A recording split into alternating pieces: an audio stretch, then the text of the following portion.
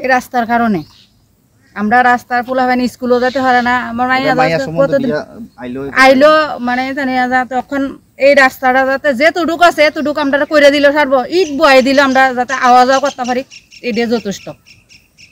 এতটুকু চাইতে আছি আমরা বিধেয়কের কাছে, মানে আমরা যেটুক আছে রাস্তা এতটুক ইট বয়ে দোক আমরা যাতে আওয়া যাওয়া করতে পারি,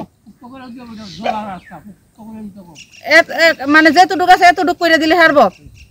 আমার মায়া হয়নি স্কুলে যাইতে পারে না, ফুলা হয়নি স্কুলে যাইতে পারে না, স্কুল এখন বদ্ধ। এই ফ্যাক করে কেমনে যাবো স্কুলে?